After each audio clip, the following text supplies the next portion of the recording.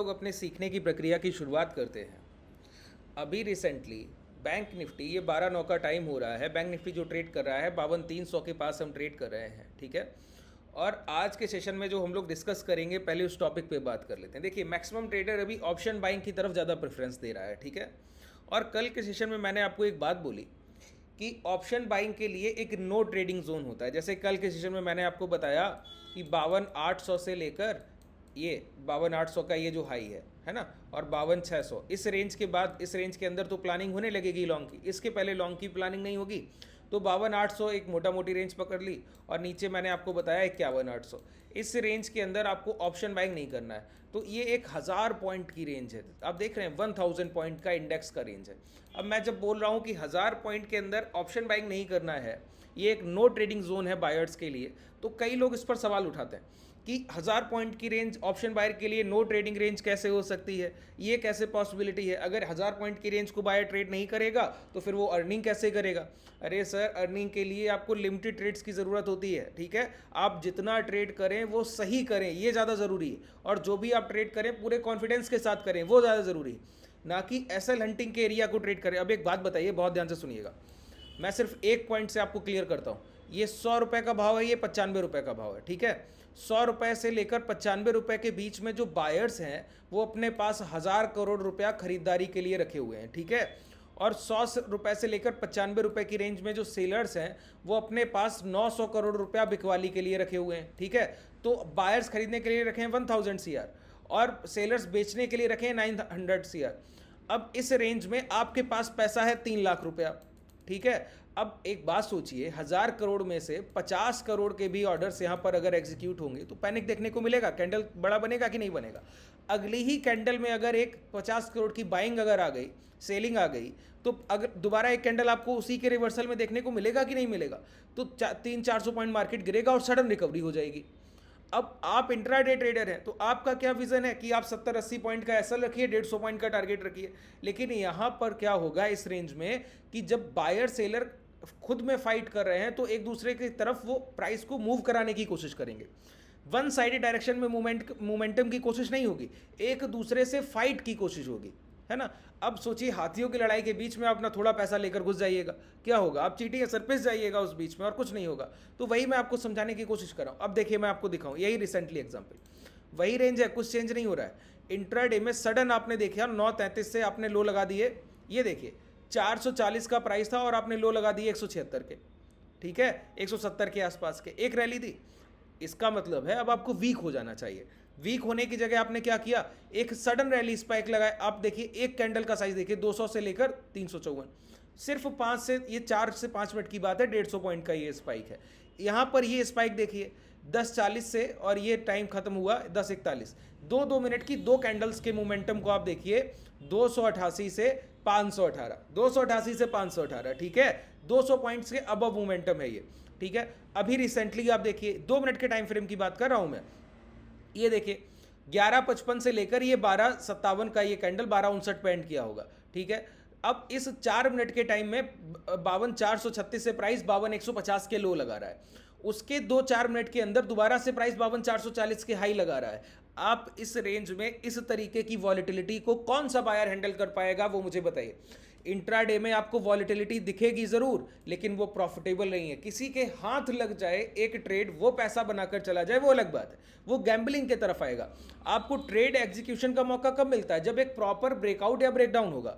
या फिर ट्रेड से बड़े मोमेंटम का मौका कब मिलता है, जब प्राइस किसी रेंज को ब्रेक कर ट्रेड कर रहा हो, ठीक है। और इस तरीके की वॉलेटिलिटी में आप ब्रेकआउट पे लॉन्ग कीजिए, एसएल हंटिंग हो गया। ब्रेकडाउन पर शॉर्ट कीजिए सर, एसएल हंटिंग हो गया। कैसे आप ट्रेड कर पाइएगा। बस एक ही काम किया जा सकता है जो मैंने आपको बताया। ऑप्शन बायर्स सर्वाइवल में है सिर्फ एक कारण से, उनके पास सिर्फ एक रीजन है, क्या, अगर वो एक रेंज के मार्केट में सिर्फ सपोर्ट रेजिस्टेंस को ट्रेड करें। देखिए, जब भी अगर बायर का रेंज है, बायर 95 पे खरीदारी करेगा और सेलर 100 पर बिकवाली करेगा, इसका मतलब है सपोर्ट रेजिस्टेंस ट्रेडेबल है। बस बात क्लियर हो रहा है। जैसे अभी रिसेंट में आप देखें 12 जुलाई के जो लो लगे थे ये 52,200 के आसपास लगे थे। प्राइस आज ओपन हुआ, ओपन होने के बाद इस कैंडल से ओपनिंग हुई, प्राइस नीचे आने की कोशिश किया, हाई के पास से यहाँ से सप्लाई उठाया और आया। आने के बाद इसी 52,200 से स्पाइक उठाकर इसी रेजिस्टेंस एरिया के पास पहुंचा, तो सपोर्ट के पास से प्राइस सेल कर गया। रेजिस्टेंस के पास से फिर गिर कर आया, सॉरी सपोर्ट के पास से चल कर गया, रेजिस्टेंस के पास से गिर कर आया, अब सपोर्ट के पास से फिर चल कर गया, अब रेजिस्टेंस के पास से फिर गिर कर आया। तो जो ट्रेडर ऑप्शन बायर इंट्राडे में सपोर्ट और रेजिस्टेंस को ट्रेड कर रहा है और सपोर्ट और रेजिस्टेंस के ब्रेकआउट ब्रेकडाउन को नहीं, मैंने आपको बताया रिस्पेक्ट दिया जाएगा। देखिए दो तरीके से सपोर्ट रेजिस्टेंस को ट्रेड किया जाता है, एक हायर हाइस के जब फॉर्मेशन होंगे ना, जब प्राइस ट्रेंड में होगा, या लोअर लोस के फॉर्मेशन होंगे। तो जब हायर हाइस के फॉर्मेशन में एक हाई लग गया, प्राइस रिट्रेसमेंट कर रहा है, तो हम लोग देखते हैं कि ये हाई जब ब्रेक होगा तब लॉन्ग करेंगे। लेकिन जब रेंज ट्रेडिंग है, प्राइस का कोई एक नेचुरल ट्रेंड नहीं है, ना हायर हाइस का ना लोअर लोस का, एक इस तरीके का चॉपी मार्केट है। तो जब भी वो अपने रेजिस्टेंस के पास पहुंचेगा तो इस तरीके का हम ब्रेकआउट की उम्मीद नहीं करेंगे। हम वहां पर देखेंगे कोई रिजेक्शन दिखे और प्राइस अपने सपोर्ट एरिया के पास आए, सपोर्ट एरिया के पास कोई रिजेक्शन दिखे, प्राइस अपने दोबारा रेजिस्टेंस एरिया के पास पहुंचे।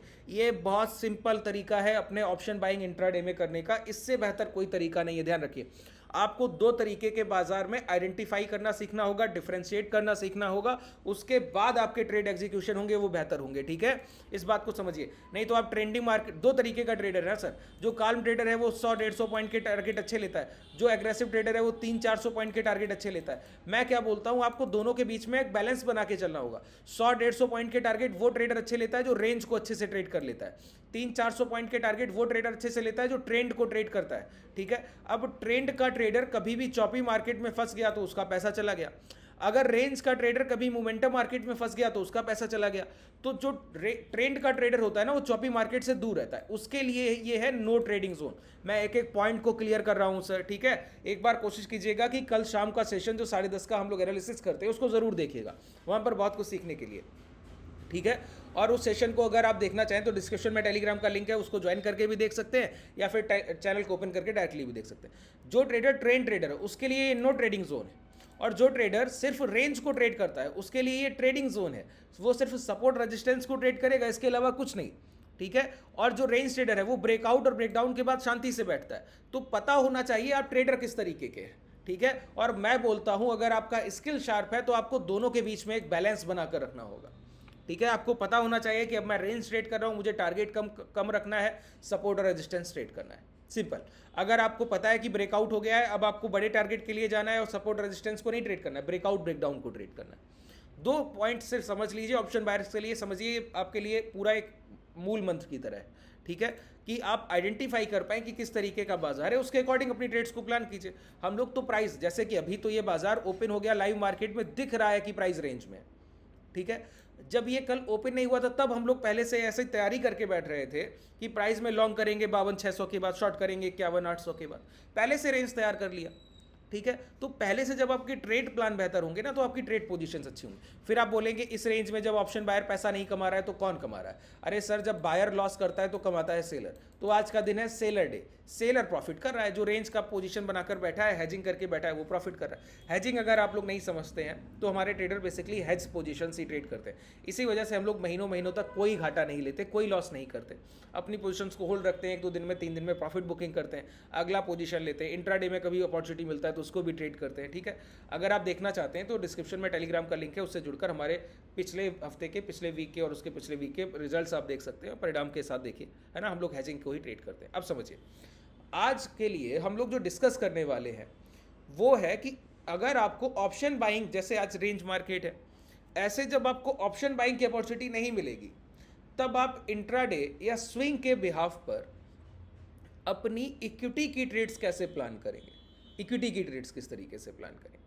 अब इक्विटी ट्रेडिंग में लोगों को बड़ा आसान लगता है सर, उनको लगता है कि मॉर्निंग में बैठे बाजार में और बैठने के बाद सिर्फ HDFC बैंक का चार्ट देखा या कोई भी चार्ट उठा लिया, SBI उठा लिया, SBI नहीं मिला तो साथ में ICICI बैंक उठा लिया, नहीं तो रिलायंस उठा लिया, ऐसे शेयर्स देखते रहे, रैंडमली कोई भी खरीद लिया, फिर कहते हैं स्टॉप लॉस चला गया। नहीं, देखिए, इंट्राडे ट्रेडिंग प्राइजेक्शन से ज़्यादा आपका साइकोलॉजिकली डिपेंडेंसी ज़्यादा रखती है जब इक्विटी की बात आ जाए तब।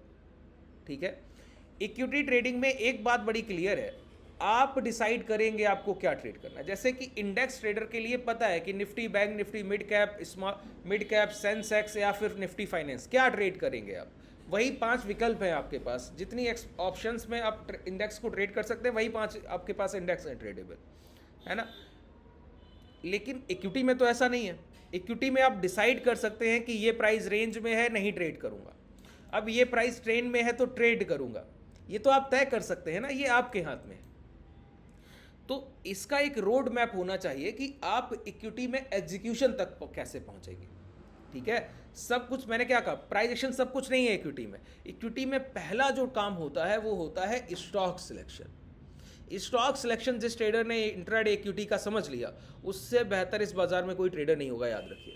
कैसे कह सकता हूं ये बात, जरा स्टॉक सिलेक्शन को समझ के देखिए। एक बात बताइए, मैं सिर्फ एक क्वेश्चन आपसे पूछूंगा एग्जाम्पल के थ्रू। ये एक ट्रैक है, 10 किलोमीटर का ट्रैक है, ठीक है, और एक मैं हूं और एक आप है, नंबर 1 नंबर 2 ऐसे मैंने डाल दिया। एक कैंडिडेट आप हैं और एक मैं हूं, यहीं से हम दोनों को दौड़ने की शुरुआत करनी है और 10 किलोमीटर की ये रनिंग देखते हैं कौन जीतता है। ठीक है, कौन विन करेगा। बस एक मैं यहाँ पर आपको बता रहा हूँ कि आप अकेले दौड़ेंगे और मेरा हाथ, कोई एक साथ में गाड़ी चलेगी और उस गाड़ी पे बैठा व्यक्ति मेरा हाथ पकड़कर मुझे आगे की तरफ पुश करेगा, मैं उसके साथ दौड़ूंगा। अब बताइए, आपकी क्षमता से अधिक क्षमता मैं लगा पाऊंगा कि नहीं लगा पाऊंगा। कारण क्योंकि मुझे एक सपोर्ट सिस्टम पीछे से सपोर्ट कर रहा है, मुझे एक सपोर्ट सिस्टम जो है वो पीछे से सपोर्ट कर रहा है। तो जहां पर आपकी एबिलिटी 20 किलोमीटर पर आवर होगी तो मैं वहां पर हो सकता है 25 किलोमीटर पर आवर को भी टच कर पाऊँ, क्योंकि मेरे साथ एक सपोर्ट सिस्टम है। मुझे अपनी क्षमता से नहीं दौड़ना पड़ रहा है, मुझे कोई सहायता कर रहा है, हेल्प कर रहा है आगे बढ़ने के लिए। तो आप तो पीछे रहेंगे, ये तो तय हो गया, अब आप जीत नहीं सकते, ये तो पहले तय हो गया। कितना पीछे रहेंगे वो अलग बात है। दूसरी बात ये भी है कि आप बीच में थक के रुक जाएं, ये पॉसिबल है, लेकिन मेरा थकना भी पॉसिबल नहीं, क्योंकि मेरी क्षमता तो जाएगी नहीं, जो साथ में चल रहा है वो साथ में लेकर जाएगा। ठीक है, तो एबिलिटी की बात, क्षमता की बात, ठीक है। बस होना क्या चाहिए ये बात समझिए। अगर मेरी क्षमता इतनी है ही नहीं कि मैं 10 किलोमीटर को कवर अप किया हूं इससे पहले, तो मैं हो सकता है पूरा दौड़ ही ना पाऊं, बीच में रुक, तब आप दौड़ जाइए।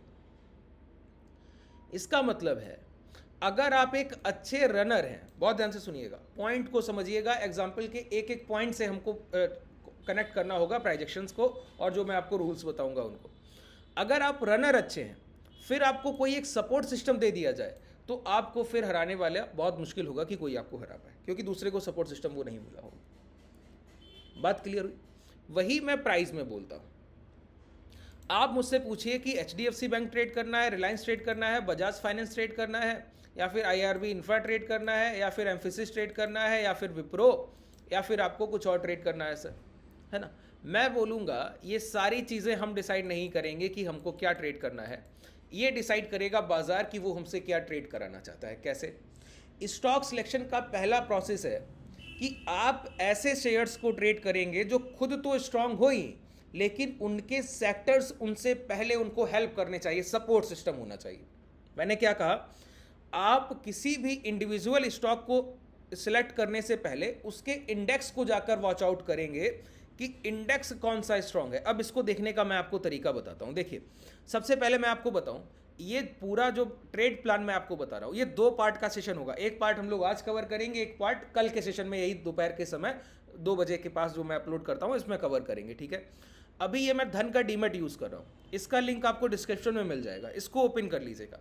यहीं पर आपका पूरा ट्रेड प्लान एक ही प्लेटफॉर्म पर आपका बनेगा, कुछ और आपको कुछ भी करने की ज़रूरत नहीं पड़ेगी। इसका लिंक आपको डिस्क्रिप्शन में मिल जाएगा। ठीक है, और जिनके पास इक्विटी में फंड की कमी हो, कि आपको लगता है कि पैसा कम है, कि मैं तो ऑप्शन बाइंग इस वजह से करता हूँ, मेरा पैसा ही 1 लाख है, फिर मैं क्या करूँ, मुझे तो 2 दिन के लिए पोजीशन होल्ड करना नहीं आता है। 2 दिन अगर मेरा पोजीशन इक्विटी का होल्ड कर गया तो मैं 1 लाख फंड से क्या ही सर कर पाऊंगा, 1000 रुपये 1% होता है, क्या ही मैं कमाऊंगा। तो मैं आपको बोलता हूं, उसके लिए डिस्क्रिप्शन में मोतीलाल ओसवाल के डीमेट का भी लिंक है। ठीक है, उसको भी ओपन कर लीजिएगा। यहाँ पर अपना आप ट्रेड प्लान बनाइएगा, इक्विटी की बाइंग वहाँ पर कीजिएगा। 5x का मार्जिन, 5x का मार्जिन मिलता है होल्डिंग के लिए, सिर्फ इंट्राडे के लिए नहीं, स्विंग के लिए 3 महीने तक। क्वार्टरली सेटलमेंट जो सेबी का होता है तब तक आप अपना टेन्योर रख सकते हैं, तब तक आपका होल्डिंग पीरियड आसानी से रहता है। कहीं कहीं जब लिक्विडिटी अच्छी होती है, जो हाई वेटेज स्टॉक है, जो लार्ज कैप इक्विटी, वहाँ पर आपका 5x मार्जिन कभी कभी 6-7x तक चला जाता है। ठीक है, उनको भी आप आसानी से होल्ड कर सकते हैं। इंट्राडे के लिए नहीं, ले जाइए, होल्डिंग में ले जाइए। ठीक है, तो ये आपको तकलीफ नहीं होगी कि पैसा कम है इस वजह से नहीं। 1 लाख रुपए 5 लाख का माल आप आसानी से उठा सकते हैं, होल्ड रख सकते हैं। ठीक है, तो इस वजह से ये कोई आपका लॉजिक नहीं है कि आप ये राय दें कि मेरे पास कैपिटल कम है इस वजह से मैं ऑप्शन ट्रेडिंग कर रहा हूँ, नहीं, इक्विटी कैपिटल कम होने पर भी संभव है, आप किया जा सकता है, बस आप करने की क्षमता रखिए। देखिए ट्रेड प्लान क्या है पहले ये समझते हैं। ये यहाँ पर जो मैं धन का डीमेट यूज़ कर रहा हूँ, इसमें एक ट्रेडिंग व्यू का इस तरीके से चार्ट आपका ओपन हो जाता है, ठीक है। यहाँ पर आपको क्या करना होता है, ये वॉच लिस्ट हम लोग बनाते हैं, ठीक है। जैसे यहाँ पर all equity futures options index, तो इंडेक्स में हमको क्या करना है, यहाँ पर सिर्फ निफ्टी लिखना है। क्या लिखना है, सिर्फ निफ्टी लिखना है, ठीक है। और निफ्टी लिखकर इस तरीके से सारी निफ्टी के जितने भी ये इंडेक्स हैं ये सारे आपको इस तरीके से ऐड ऑन कर लेने हैं, सारे के सारे, ठीक है। जिस ट्रेडर का एक इंडेक्स का वॉच लिस्ट नहीं है, ये बात समझ लीजिए, आपके 4 से 5 वॉच लिस्ट आप आसानी से बनाकर रखिए, उसमें एक वॉच लिस्ट आपका इंडेक्स का होना ही चाहिए, तय मानिए, ठीक है। अब इतना ज़्यादा इंडेक्स हम लोग नहीं रखते, जो ज़रूरी इंडेक्स हैं उनको हम ऐड ऑन कर लें, वही हमारे लिए ज़रूरी है। मैंने आपके लिए लगभग काफ़ी सारी इंडेक्स क्रिएट कर दी, ठीक है। अब यहाँ पर आपको पहला एनालिसिस देखिए, एक स्ट्रॉन्ग आपका सपोर्ट सिस्टम की जो बात हो रही है, तो हम लोग खरीदेंगे तो स्टॉक, लेकिन स्टॉक को सपोर्ट कौन करेगा, उसका इंडेक्स उसको सपोर्ट करेगा, ध्यान रखिए। यहीं पर एक ट्रेडर इंट्राडे ट्रेडर की 60% गलती यहीं खत्म हो जाती है, 60% चांस आपके जीतने के पहले ही हो गए अगर आपने कोई इक्विटी कोई स्टॉक इंट्राडे में वो खरीदा है जिसका इंडेक्स पहले से आउट परफॉर्म कर रहा है। जैसे यहाँ पर अगर आप देखिए तो यहाँ पर इन सारे इंडेक्स को इस तरीके से मैं बड़ा करूँ, इन सारे इंडेक्स में अगर आप देखें तो सबसे ज़्यादा परफॉर्म कौन कर रहा है, निफ्टी ऑटो परफॉर्म कर रहा है। कौन परफॉर्म कर रहा है, निफ्टी ऑटो परफॉर्म कर रहा है, ठीक है। इसके बाद कौन परफॉर्म कर रहा है, इसके बाद निफ्टी फार्मा परफॉर्म कर रहा है, मैक्सिमम परफॉर्मेंस, ठीक है। इसके बाद निफ्टी पीएसयू बैंक परफॉर्म कर रहा है, ठीक है। इसके बाद निफ्टी रियलिटी परफॉर्म कर रहा है, इसके बाद परफॉर्म कर रहा है पीएससी। अब यहीं पर हम लोग अगर ऑटो इंडेक्स देखना चाहें, कौन कौन से इंडेक्स याद कर लीजिए पहले, जिसकी परफॉर्मेंस आज के इंट्राडे में अच्छी है, वो कौन सा है सर, पहला है देखिए निफ्टी ऑटो, ठीक है। निफ्टी ऑटो 1% के आसपास ये प्रॉफिट पॉजिटिव ट्रेड कर रहा है। इसके बाद आप देखेंगे निफ्टी के बाद हमको निफ्टी ऑटो के बाद जो मिलता है वो हमको मिलता है यहाँ पर पीएसयू 1.40% ऊपर ट्रेड कर रहा है। ये सबसे अच्छे आज के दिन सेक्टर हैं जो ट्रेंड में हैं, जो हायर साइड मोमेंटम में। अब देखिए इंडेक्स जो है वो पॉजिटिव है, इसका मतलब है इंडेक्स कब चलेगा, जब उसके अंडर स्टॉक्स में बाइंग आई होगी। तो जो स्टॉक उस इंडेक्स को चला रहे हैं अब हमको उनको जाकर फाइंड आउट करना है। कैसे होगा ये बताइए ज़रा। इसके लिए टूल है, देखिए यहीं पर चार्ट से आप क्या करें, ऑप्शन ट्रेडर का ये लिंक आपको मिलेगा, इस पर चले जाए, इस पर आप क्लिक करेंगे तो आपके सामने ऐसा कुछ इंटरफेस खुलकर आएगा इस तरीके का, ठीक है।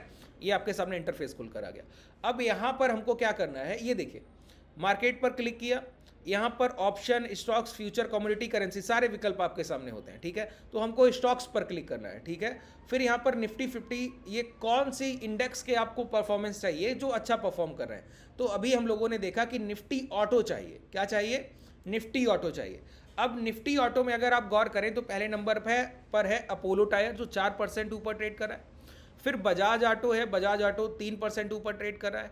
अशोक लेलैंड 1.5% ऊपर ट्रेड कर रहा है। अब इन्हीं इक्विटी के प्राइस में चार्ट में जाकर आपको बाई ऑन डिप देखना है। अब ये बाई ऑन डिप क्या होता है सर, है ना, ये बाई ऑन डिप क्या है। तो बाई ऑन डिप के लिए मैं आपको सिर्फ एक बात बोलता हूँ कि जब प्राइस चलने की शुरुआत करे वो जहाँ से डिप ले वहाँ खरीदारी की कोशिश कीजिए, ठीक है। जैसे बजाज ऑटो का चार्ट है, यहाँ पर हम लोग बजाज ऑटो का चार्ट लगा लेते हैं, यहाँ पर ऑल पे आ जाइए, ठीक है। ये बजाज ऑटो का चार्ट इस तरीके से हम लोगों ने लगा लिया। अब मैंने क्या कहा, इंट्राडे में हमको क्या करना है, बाई ऑन डिप करना है। बाई ऑन डिप का मतलब क्या हुआ कि जो स्टॉक आउट परफॉर्मर आज के दिन इंट्राडे में है उनको बाई ऑन डिप पर रखना है। कि बाई ऑन डिप का मतलब क्या हुआ कि इंट्राडे में 9:15 से बाजार ने चलने की शुरुआत कर दी, तो बजाज ऑटो ने देखिए यहाँ से हाई लगा दिया 9420 से 9610, ठीक है। तो आप बोलिए यहाँ खरीदारी कर लीजिए टॉप पर या चलते हुए प्राइस में, नहीं, ऐसे नहीं खरीदारी करते। जैसे अभी बजाज ऑटो चल रहा है तो ये उनके लिए चल रहा है जिन्होंने यहाँ पोजीशन ले लिया इस रेंज में, उनके लिए। अब आप यहाँ खरीद लेंगे तो हो सकता है अभी आपका स्टॉप लॉस चला जाए। तो हमको क्या करना है, अपने स्विंग लो के पास बाइंग प्लान करनी। एक हायर हाइस के फॉर्मेशन में प्राइस का जो ट्रेंड होता है वो हायर साइड होता है और प्राइस अपनी डिमांड उठाने प्रीवियस स्विंग लो के पास बार बार आता है। इंट्राडे में ये बार बार देखने को मिलेगा। जैसे ये चलता हुआ प्राइस मॉर्निंग में एक डिमांड दिया, बजाज ऑटो सेक्टर एक Nifty auto sector out perform कर रहा था, उसी समय बजाज ऑटो भी आउट परफॉर्म कर रहा था। तो जब बजाज ऑटो ने अपना पहला स्विंग लो लगाया तब आपको पता लगा कि इंट्राडे के लिए 9512 13 9515 16 ये प्राइस जो है ये सपोर्ट एरिया है, क्योंकि यहाँ से दोबारा प्राइस चल कर गया, पहली बार चल के गया, करेक्शन किया, यहाँ से दोबारा चल कर गया। ठीक है, अब आपको याद रखना है कि अगर प्राइस ने कोई भी खरीदारी का अवसर नियर बाई सपोर्ट लेवल दिया तो वहां पर आप बाइंग करेंगे। तो प्राइस आया, यहां पर कंसोलिडेशन किया, जैसे ही इस रेंज से निकला अब आप दोबारा खरीदारी कीजिए, तो ये आपके लिए ट्रेंड अगर आपके फेवर में है। इंडेक्स अब यहां पर आपकी कोई ट्रैपिंग नहीं होगी। देखिए HBB पर बाई कर लीजिए। मैं क्यों बता रहा हूं, जितने भी प्राइजेशन के सेटअप मैं आपको सिखाता हूं वो सारे आप यहां पर ट्रेड करेंगे ना, सभी के सभी आपके लिए प्रॉफिटेबल है। कारण उसका आपके फेवर में इंडेक्स है, और इंडेक्स के बाद जब इंडेक्स को चलाने वाले शेयर्स आप खरीद रहे हैं तो आपको कभी घाटा हो ही नहीं सकता है। वो तो देखिए कितना नेचुरल ट्रेंड होता है, प्राइस को चलते हुए देखिए कितना आसानी से शार्प हायर साइड मोमेंटम करते जा रहा है। क्यों? क्योंकि इंडेक्स को फेवर में लेकर चल रहे हैं। ठीक है, इसीलिए मैंने कहा 60% तो आप पहले ही ठीक हो गए कि अगर एक तो स्टॉक स्ट्रांग है।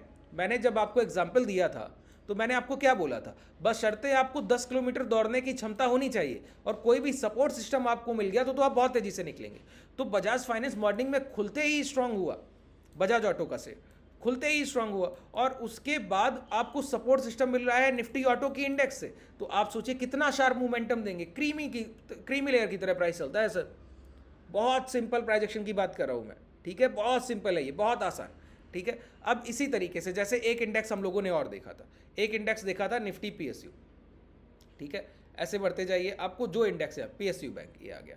देखिए इंडियन ओवरसीज भी बैंक, यूको बैंक, इसमें आप देखिए मोमेंटम कहाँ पर है, वॉल्यूम को किस तरीके से ट्रैक करते हैं। आज के सेशन में हम लोग सिर्फ स्टॉक सिलेक्शन और कैसे वहां तक पहुंचना है। आप लोग कहते हैं ना स्टॉक सिलेक्शन इंट्राडे का बड़ा टफ है, स्क्रीनर बता दीजिए। अरे सर ये वन वे प्लेटफॉर्म है आपका धन, डिस्क्रिप्शन में मैंने आपको बताया, लिंक है, ओपन कर लीजिए। ठीक है, और यही ट्रेड कीजिए, वन वे प्लेटफॉर्म है, कहीं कुछ जाने की जरूरत नहीं, यहीं सर एग्जीक्यूशन, यहीं से आप सब कुछ कर पाएंगे। ठीक है, बस मैंने आपको बताया अगर आपके पास फंड की कमी है और आप 5x मार्जिन के साथ जाना चाहते हैं, और इंट्राडे में तो आप धन के डीमेट में भी कर पाएंगे, लेकिन होल्डिंग में आपको डिस्काउंट ब्रोकर कभी ये होल्डिंग के लिए नहीं देता। तो उसके लिए मोतीलाल ओसवाल के लिए आप ओपन कर सकते हैं, उसका लिंक भी आपको मैंने डिस्क्रिप्शन में बताया हुआ है, उसको भी ओपन कर सकते हैं। ठीक है, ये IOB का प्राइस है। ठीक है, ये एको बैंक का प्राइस है, ये SCBI का प्राइस है, ये इंडियन बैंक का प्राइस है। वॉल्यूम देख लीजिए, प्राइस वाइज वॉल्यूम देखा जाता है। ठीक है, अब प्राइस वाइज वॉल्यूम देखने का मतलब क्या हुआ, ये भी 66 रुपये का भाव है, ये भी 66 रुपये का भाव। अब जब भाव इक्वलाइज हो गए ना, तब आप वॉल्यूम देखिए 2.07 और 1.84, तो मैक्सिमम वॉल्यूम कहाँ ट्रेड कर रहा है, IOB में। लेकिन गौर कीजिए बैंक ऑफ महाराष्ट्र अभी 1.5% ऊपर है और IOB 5% ऊपर है। ठीक है, अब दोनों चार्ट्स को एक साथ लगा लीजिए, क्या दिक्कत है सर। जो आपको अच्छा परफॉर्मेंस देगा, जो अच्छी खरीदारी देगा, उसको आप खरीदेंगे, नहीं तो नहीं खरीदेंगे। बैंक ऑफ महाराष्ट्र आपने ये लगा लिया और दूसरा आपके सामने है IOB।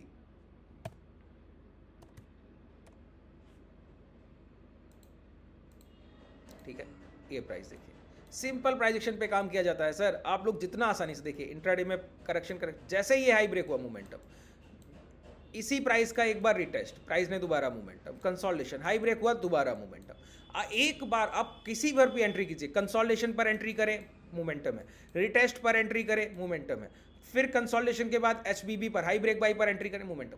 हर जगह आपको बाइंग अपॉर्चुनिटी दिख रहा है और इसी तरीके से प्राइस काम कर रहा है। यहाँ पर आ जाइए, ये देखिए मॉर्निंग में मार्केट खुला, तुरंत बैंक ऑफ महाराष्ट्र नीचे की तरफ ट्रिगर हुआ। अब मॉर्निंग में कोई बाइंग नहीं है, लेकिन सपोर्ट के पास आकर पहली बाइंग उठाया, स्विंग, ये लोअर लोस का फॉर्मेशन हायर हाइज में बदलने लगा और ये स्विंग हाइज ब्रेक होने लगे। अब बैंक ऑफ महाराष्ट्र यहाँ पर और अच्छी बाइंग में है इंट्राडे के लिए। आप खरीद कर बैठिए, देखिए आपका एसएल हंटिंग नहीं होगा, बैठिए खरीद, एसएल हंटिंग नहीं हो सकता। कारण क्योंकि स्टॉक के को जो सपोर्ट करा है वो PSU बैंक है। ठीक है, हम लोगों ने हाई ब्रेक किया, बैंक आप सब खरीद कर बैठिए, बस इसका प्रीवियस ट्रेंड एक बार एनालाइज कर लीजिए कैसा, ये बैठिए सर खरीद कर देखते हैं कैसे आपका एसएल जाता है। ठीक है, इसको स्विंग में ले जाइएगा, बैंक ऑफ महाराष्ट्र खरीदिए, होल्ड रखिए, फिर देखते हैं क्या होता है। अवली टाइम फ्रेम इसका बहुत अच्छा दिख रहा है। ठीक है, चलिए आज के लिए पर्याप्त है सर। अभी हम लोगों ने सिर्फ स्टॉक सिलेक्शन सीखा है, इसका एक पार्ट मैं और करूंगा, फिर आपको बताऊंगा जब स्टॉक सिलेक्शन हो जाता है फिर हमको ये कैसे डिसाइड करना है। जैसे अभी हमारे पास दो चार्ट है, बैंक ऑफ महाराष्ट्र और इंडियन ओवरसीज बैंक। ठीक है, अब हमको ये भी खुद ही तय करना है कि इनमें कौन सा अच्छा इक्विटी है। जैसे अगर आप मुझसे पूछेंगे तो मैं आपको बताऊंगा IOB इनमें ज़्यादा बेहतर इक्विटी, क्योंकि यहाँ पर सिर्फ खरीदार है, बायर्स का कोई रोल, सेलर्स का कोई रोल नहीं है ज़्यादा, तो यहाँ पर डिमांड अच्छी उठ रही है। देखिए इसी तरीके का ये क्या है, प्राइस में यहाँ पर ये करेक्शन और उसके बाद ये ब्रेकआउट, तो ये ज़्यादा अच्छा प्राइस है, ये मोमेंटम की अब शुरुआत कर रहा है, ये बहुत चल कर जाएगा, तो इसके साथ बने रहिए सर। जब जब मोमेंटम दे एंट्री कीजिए, जब जब सपोर्ट के पास है एंट्री कीजिए, खरीदारी कीजिए, लॉन्ग कीजिए। और यहाँ पर ऐसा हंटिंग नहीं होगा, मैं बार बार यही बात दोहरा रहा हूँ। इंट्राडे में इक्विटी ट्रेडर के लिए सबसे तकलीफ की बात ये नहीं कि उसका पैसा कहीं चला जाता है, नहीं, तकलीफ की बात ये है जहाँ पर वो बाइंग करता है प्राइस वहीं पर रुका रहता है, चलता ही नहीं है सर, ये सबसे बड़ी तकलीफ है। मोमेंटम वहाँ मिलेगा जहाँ इंडेक्स में मोमेंटम होगा, और इंडेक्स को खींचने वाले, स्ट्रेच करने वाले स्टॉक्स जरूर मोमेंटम में होंगे। तो अगर आप वहाँ तक पहुँच पा रहे हैं अपने सिर्फ स्टॉक सिलेक्शन के प्रोसेस से, इससे बेहतर कोई तरीका ही नहीं। तो मैंने क्या कहा, प्राइजेक्शन सेकंड पार्ट है, पहला पार्ट क्या है, स्टॉक सिलेक्शन, वो हो गया सर, ठीक है। अब इस पूरे सेशन को लेकर कोई कंफ्यूजन हो तो मुझे नीचे कमेंट सेक्शन में बताइएगा, ठीक है। अगर आप हमसे जुड़ना चाहें तो टेलीग्राम व्हाट्सएप कम्युनिटी का लिंक आपको मिल जाएगा डिस्क्रिप्शन में। धन्यवाद।